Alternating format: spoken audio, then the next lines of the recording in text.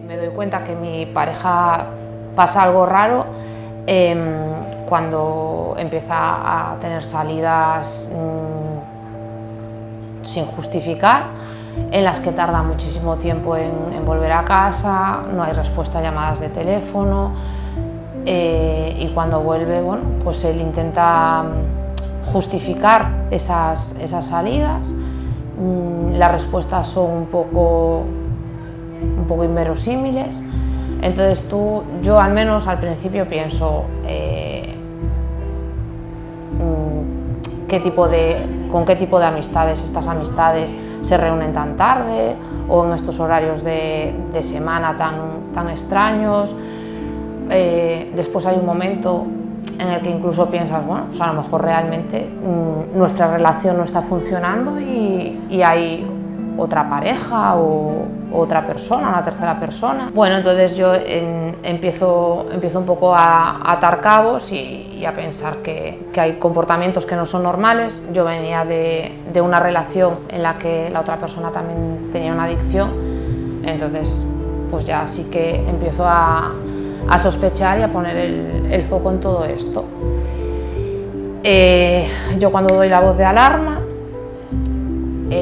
yo me imagino que esto es común a todas las personas con adicción por la experiencia que hemos ido teniendo. Él se pone muy a la defensiva y llega un momento en el que yo sí que hago un primer ultimátum. Y en este primer ultimátum nuestra situación es, estamos los dos solos, o sea, aún no tenemos la niña. Y nos ponemos en vías de lo que yo en aquel momento conocía, que era el hospital y la seguridad social. Y bueno, empieza un tratamiento que realmente a nosotros no nos sirve para nada más que para ver pues, que él está un tiempo sin consumir, porque le están haciendo pruebas continuamente y esas pruebas salen negativas, pero sí que es verdad que tiene una entrevista con un psiquiatra, con un enfermero y con una psicóloga, pero que no hay como una ayuda. Yo ahí tampoco conozco la enfermedad, pero él vuelve a continuar consumiendo, a lo mejor de forma esporádica, veces que yo me entero, veces que seguramente yo no me habré enterado,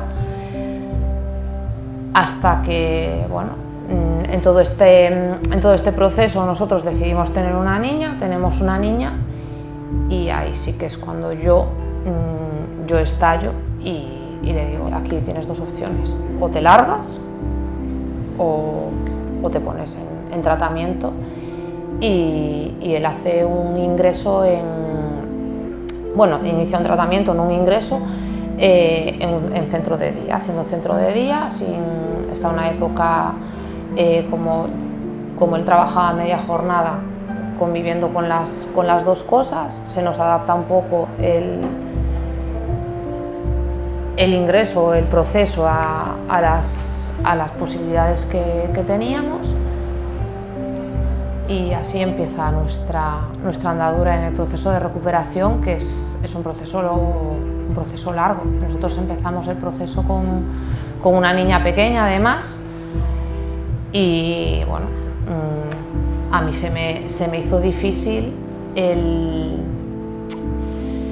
compaginar maternidad, pareja, terapias. Se hace complicado y difícil, pero al final tú piensas y proyectas en un futuro, ¿no? En pensar, bueno, si no hacemos esto es que lo otro no es vivir, porque es tener una pareja que desaparece, que no sabe si vuelve, si no vuelve, en qué condiciones vuelve. Sí que es cierto que yo he tenido la suerte de tener una pareja adicta que no es una persona ni violenta ni con la que una vez él vuelve no puedas tener una conversación. De hecho, yo creo que nunca regresó a casa sin arrepentirse de lo que había hecho. Ese es el común, siempre era, no lo voy a volver a hacer, estoy arrepentido. Pero bueno, al final tienes que tomar una decisión de sí, vale, pero es que esto es un día, dos, tres, una vez al mes, dos veces al mes, una vez cada 2 meses. y finalmente pues es eso, ¿no? Tienes que tomar la decisión de decir basta, hasta aquí. Muchas veces me daba cuenta, incluso antes de que él se fuera a ir a consumir, yo era consciente de que lo iba a hacer. No sé si por pequeños patrones que a lo mejor se repetían o que esto después, claro, cuando tú te pones en manos de expertos te lo explican, ¿no? El pasar a veces de estados de mucha euforia a ellos les abren estímulos y es una puerta para ir a consumir. Entonces, el gestionar la rabia de Dios, es que lo estaba viendo venir y no lo he sabido frenar.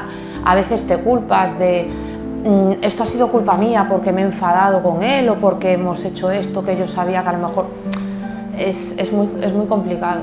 Y después hay un trabajo muy grande tuyo a nivel tuyo personal, en el que tú necesitas la compañía de gente que también te sepa entender, que yo creo que es el problema que tenemos el coadicto, ¿no?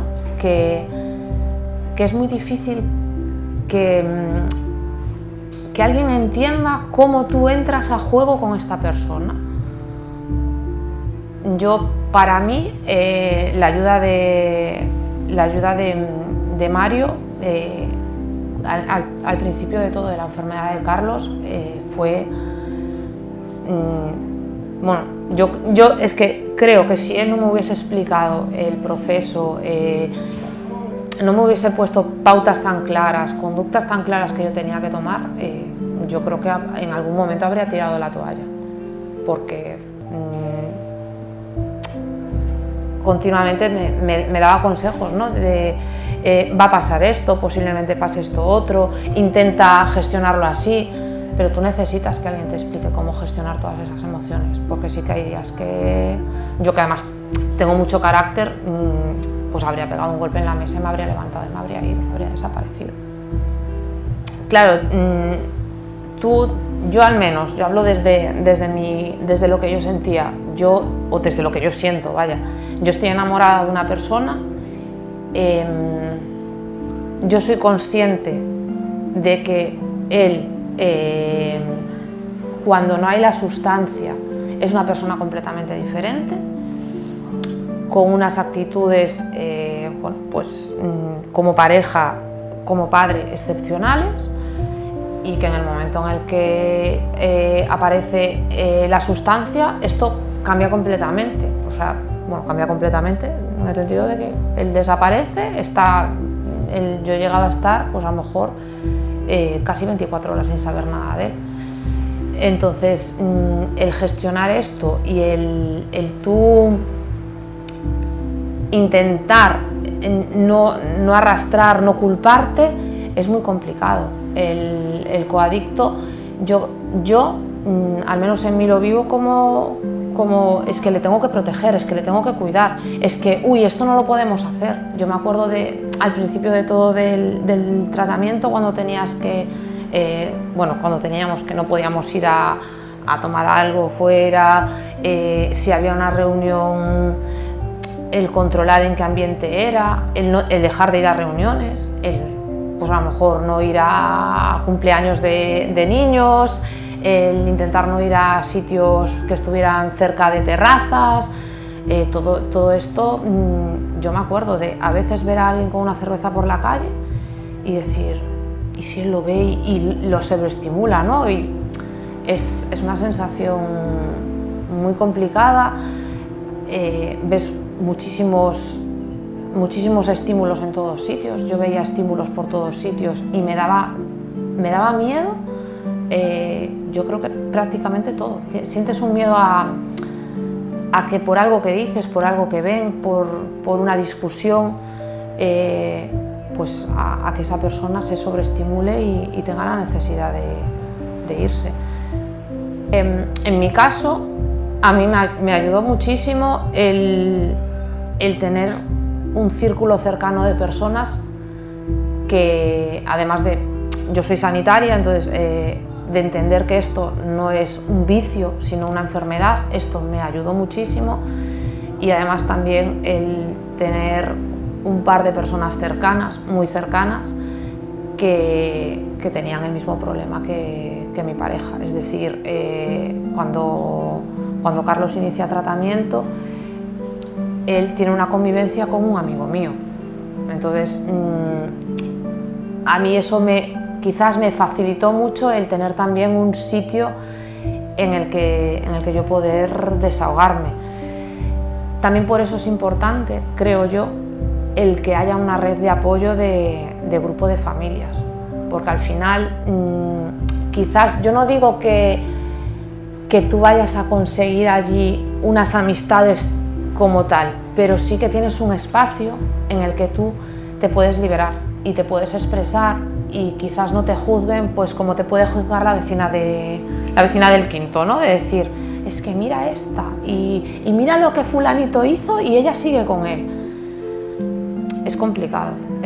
Y además yo creo que el ser humano tenemos mucho la tendencia a prejuzgar a los demás sin ponernos en sus zapatos y caminar su camino. Entonces, yo muchas veces he justificado a mi pareja, lo sé, y lo he hecho mal, y muchas veces lo he ocultado. Realmente nosotros en el pueblo, yo empiezo a hablar abiertamente de que Carlos tiene un problema de adicción a un mes de irnos de allí. Que es el momento en el que yo esto lo abro, digamos, al público general.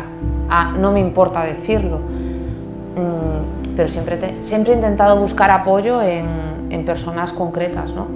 Mi círculo más cercano sabía que él tenía una adicción.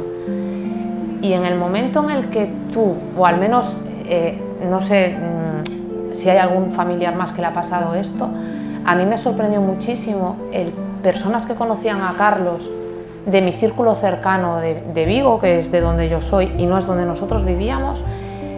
En el momento en el que yo explico la adicción de mi pareja, mis amigas de toda la vida, en lugar de decirme tú estás loca,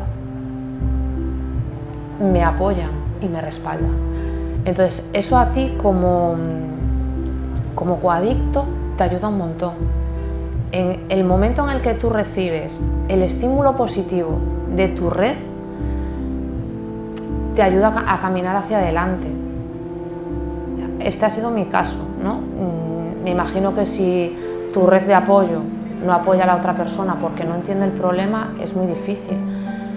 Pero en mi caso ha sido así. De hecho, nosotros hay mucha gente que todavía no hemos visto, que yo sé que se mueren de ganas de abrazarle y de decirle, jolín, muy bien lo que has hecho, muy bien cómo lo estás haciendo y muy bien por continuar y por tener la valentía que la otra persona que está ahí tiene que tener para también pues caminar y luchar contra su enfermedad.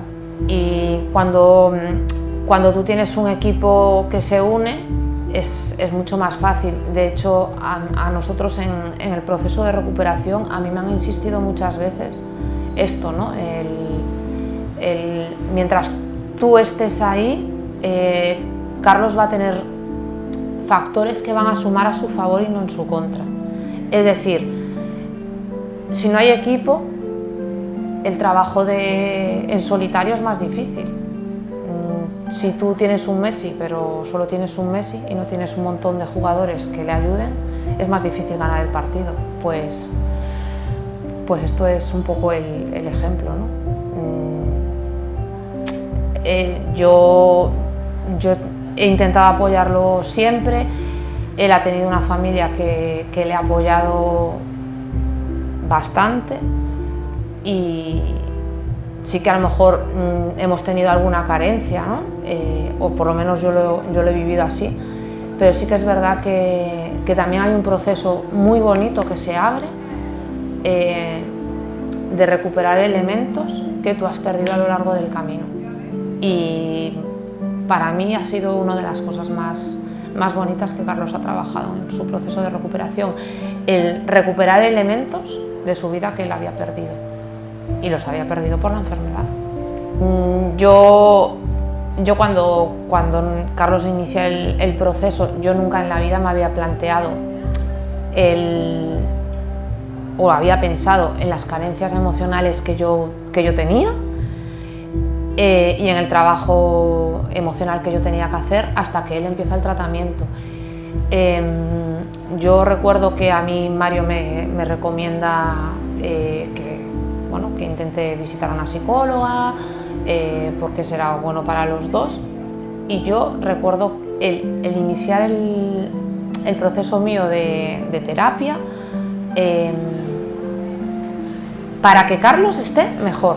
Es decir, la primera psicóloga con la que yo trabajo, que estaba en Cataluña, además ella me lo dice, me dice: tú llegaste a la consulta diciendo, es que yo vengo para que Carlos esté mejor y para yo tener herramientas para educar mejor a mi hija. Y cuando nosotros nos venimos aquí a Canarias y yo inicio el proceso con la psicóloga que tengo ahora, porque yo necesito tener un contacto directo, no solo online, mi discurso ya ha cambiado. O sea, yo quiero estar bien, porque el proceso de recuperación de mi pareja a mí me ha enseñado que todos necesitamos el estar bien, el gestionar nuestras emociones de forma sana. No sé ahora, ¿no? O sea, yo estoy criando como yo creo que tengo que criar, ¿no? Pero sí que es verdad que a nosotros hace 20 años no nos criaban en esta manera, y muchas veces se nos obligaba, entre comillas, a portarnos bien, a no llorar, a no grites, a la vergüenza, al que dirán, Entonces, bueno, un poco te coaccionaban a ser. Nosotros ahora, pues, con todo esto estás descubriendo a ser asertivo, a empatizar con los demás. Yo creo que ayuda, que suma, y es difícil, porque yo muchas veces pierdo los nervios. De hecho, yo observo que él a veces a mí me da lecciones, porque me imagino que pone en práctica las cosas que él ha tenido más tiempo que yo de empaparse, y gestiona muchísimo mejor las emociones. De hecho, cuando nuestra hija estalla, la calma muchísimo más fácil él que yo. Nosotros tenemos una niña de 4 años que sí que el año que Carlos tiene que hacer un mes de ingreso, porque nosotros sufrimos una separación para que él pueda hacer el proceso de recuperación tras una recaída. La niña, yo no le puedo explicar papá es un adicto a una niña de 2 años, casi 3. Entonces yo le digo a la niña que papá se ha puesto malito y que está ingresado.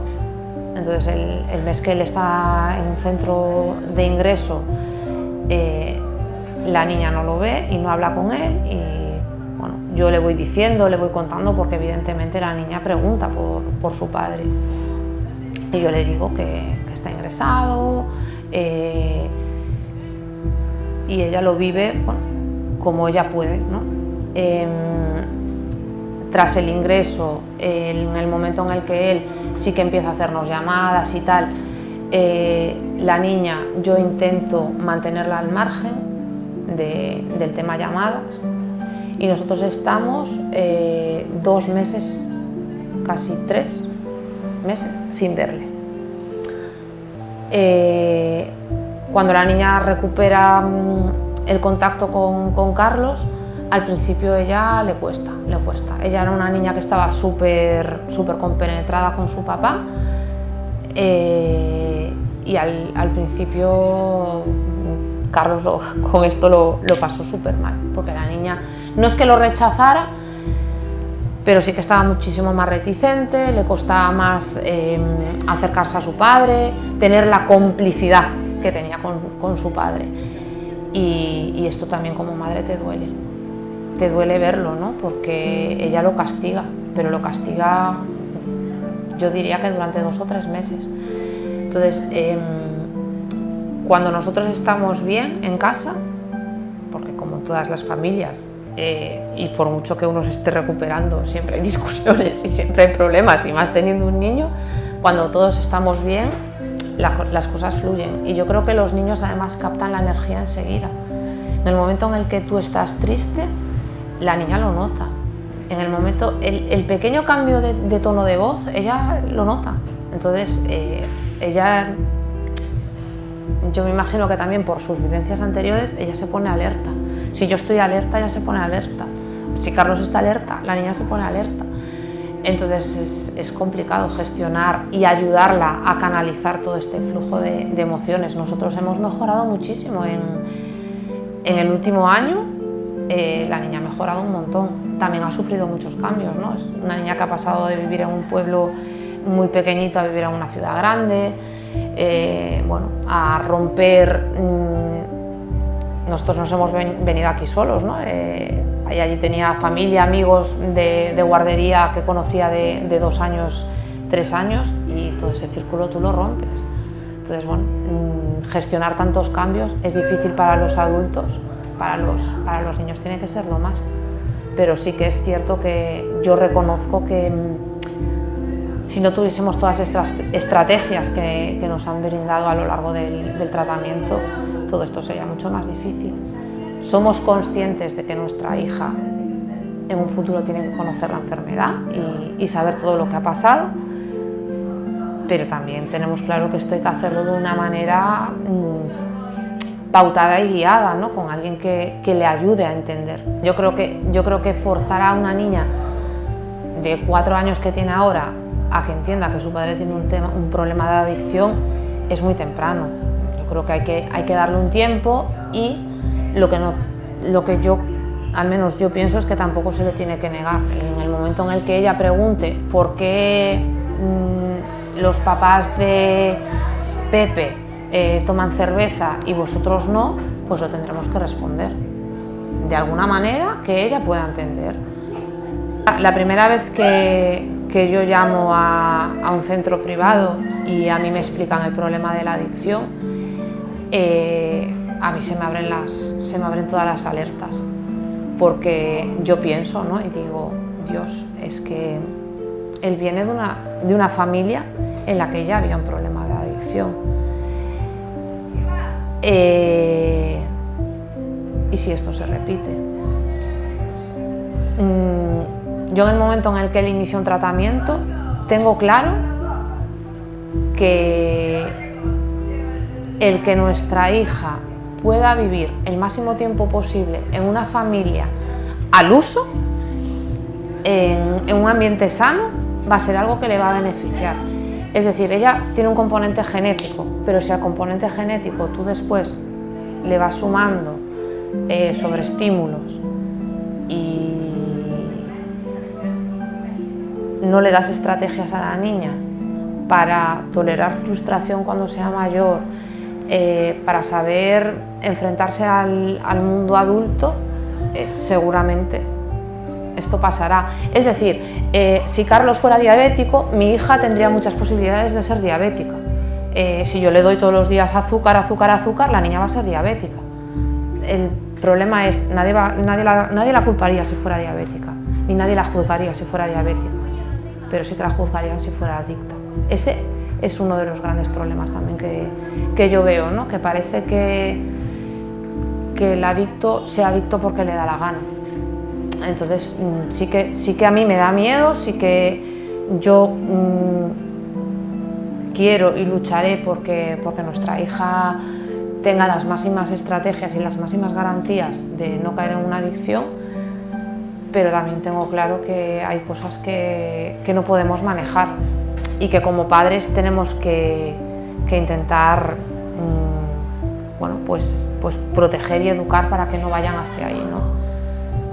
Yo al final vengo de una casa normal en la que mis padres pues, consumen alcohol normal, como en muchísimas casas, y yo no bebo, yo no he bebido nunca. Entonces a veces también pienso, ¿no?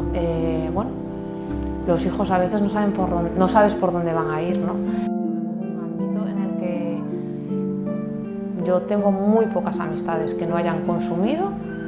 No digo que sean adictas o no, te digo consumir o probar. Tengo muy pocos amigos, es que yo creo que cuento con los dedos de una mano los amigos que tengo. de infancia que no hayan probado drogas. Y si en drogas incluyes el alcohol, me parece que ya, pues eso, ¿no? Todos lo han probado. Además venimos de una generación en la que el brindar con una copita de champán en fin de año era lo normal. Es decir, el alcohol en nuestra sociedad principalmente está súper normalizado. Parece que no puede haber una Navidad sin beber, que no puede haber un cumpleaños sin brindar, una boda sin brindar. Yo recuerdo unas Navidades en mi casa que mi hermana se bebió un culito de champán siendo pequeña, que además es que lo escupió, ¿no? Porque bueno, pues era lo normal, en la mesa había alcohol para todo. Nuestra sociedad es así, ¿no? Y al final, pues a veces cuando no haces algo te sientes como un extraño. Entonces yo también entiendo, porque es que yo desde siempre que no he bebido recuerdo eso, ¿no? El salir de marcha con mis amigos con 17, 18, 20, 25, 30 y preguntarte, ¿no te quieres tomar ninguna copa? ¿Seguro que no? No, es que no bebo. ¿Cómo? O sea, el que no bebe es el raro. Y yo he convivido con eso siempre, pero no por eso he dejado de entender a lo mejor pues lo que te digo, ¿no? Amigos que tienen este problema. Yo creo que esto sí que es algo que como padres nos preocupa, ¿no? Yo entiendo que a mis padres les preocupará muchísimo el círculo de amistades que yo tengo. Yo no sé si mi madre se acordará o no de un día que yo con 16 años yo entro por la puerta de casa llorando porque me he enterado que mi mejor amigo consume cocaína. Yo no se lo quería contar a mi madre, pero cuando se lo cuento, lo que yo le digo a mi madre es, pero yo te pido por favor que no me prohíbas ir con ellos y si es necesario llévame ahora mismo al médico y que me hagan una analítica, porque yo no tomo nada de esto, mamá, te lo juro que no tomo nada. Yo tengo un pánico a las agujas, aunque sea enfermera, tengo pánico a las agujas. Y yo creo que a mí mi madre me cree en el momento en el que yo le digo, llévame ahora mismo, además de, bueno, pues el hecho de estar llorando y todo esto. Yo tuve la suerte de tener unos padres que sí que es verdad que les gustase o no, nunca me prohibieron el tener este tipo de compañías. Y también, pues tengo amigos adictos que nunca me han obligado.